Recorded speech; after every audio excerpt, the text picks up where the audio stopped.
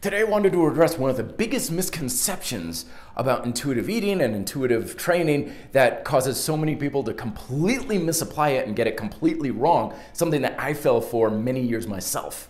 So in the past couple of weeks, I've made videos, what I call my North Star principles, that I base all of my intuitive eating and training off of. For training, you gain that which you challenge. So what functional abilities do you want to develop? Make it able to challenge those abilities. When it comes to eating, eat to satisfy. And 4 primal appetites: hunger, nutritional support, palatability and enjoyment of food, and your energy level, okay? Those are the 2 things that I'm basing my decisions off of. Now, one of the biggest misconceptions and criticisms about intuitive eating and intuitive training stuff is this idea that if you listen to your body and your appetites and you just do whatever you feel like, then you're just gonna completely go off the rails. You're gonna go off your diet, you're gonna eat nothing but junk food and be lazy, and you're never gonna work out, and it's all going to end up in a big blah. That's a big misconception because it's often based off of a bigger misconception in fitness on how fitness actually works. So you go on the internet and YouTube videos and stuff like that, and you're often told, well, if you want result Y, you've got to do habit X. Okay, so eat this food or don't eat this food, you'll get this type of body or abs or whatever, like do 100 push-ups a day and you'll get big and jacked and ripped and stuff like that. It's very tempting, and this stuff is very fun to watch, but it's not in any way, shape, or form how fitness actually works, because your results do not depend on your habits. Okay? And this is very self-evident when you really step back and look at it in real life, because there's 1,000,001 people doing the same habits and they're not at all getting the same results, right? There's a lot of people doing the same workout and they're not getting the same. Some are building muscle, some are not building muscle. Lots of people are on the same diet. Many of them aren't losing weight, right? Some of them are like, I feel great. Their best friend is like, I feel like crap, right? That's because your results right here do not depend on your habits. Okay? That's not how fitness works. Instead, your results depend on the process. The process of what you are doing.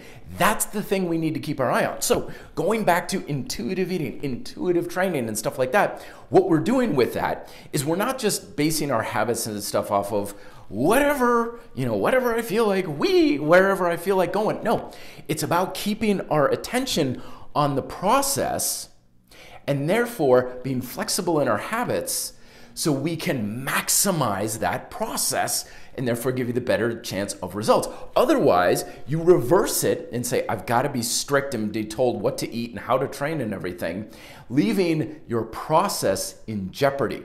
So let me give you this example here, right? When it came to training, I was working push chain, doing dips, and at some point in the training, I was like, what the hell am I doing? Like, why am I doing dips today? Like, this is going horribly for me. My shoulders aren't feeling quite like, I can't get my muscles to turn on. I'm just, my personal best is like so many dips. I'm not even getting halfway there. My mind's not into it. I'm like, why am I doing dips? It's like, well, it's because it's in your plan and it's Tuesday. Like, that's why I'm doing dips. It's Tuesday. That's a terrible reason to be doing dips. Because my body, for other extenuating circumstances, my push chain was in horrible shape. Now, if I want to get bigger and stronger muscles, the process that I should be aware of is you need to have progressive muscle tension. You have to move and use your muscles in a progressive way. More time, more tension of both. Was I able to do that day? Oh, hell no. I wasn't standing a chance at being able to make that process work because I was sticking to strict habits. Therefore, the process was in jeopardy. Therefore, my ability to progressively step towards the goals was crap, even though I was good and following along with my plan.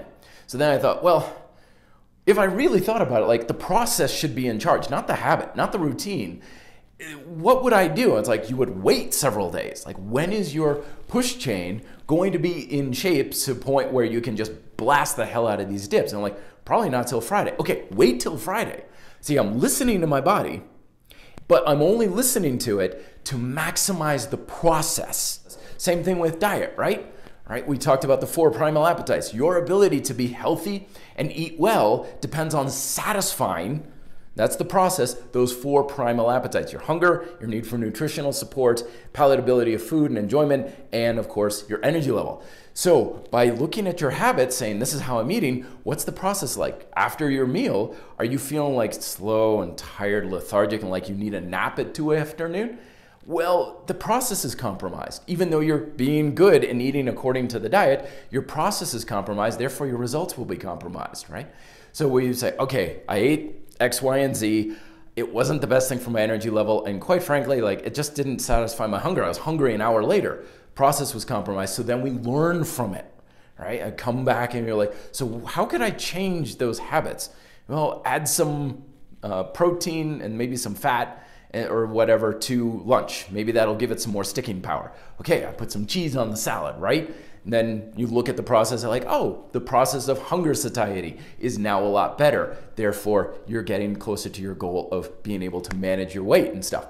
So this is what we really want to be paying attention to when it comes to intuitive training and intuitive eating. It's not about our appetites. It's about being able to be mindful of how our conditions are to satisfy that process, and then being flexible with our habits to maximize that process to get that. And that's how we stay more consistent too. And people, like, if you're intuitive and you're just kind of all over the place, you have no consistency. Actually, in many cases, a lot of you will be much more consistent because my workouts are consistently really good at satisfying the process of progressive muscle tension. Therefore, the results are going to be more productive, even if it feels like on paper my workouts kind of all over the place.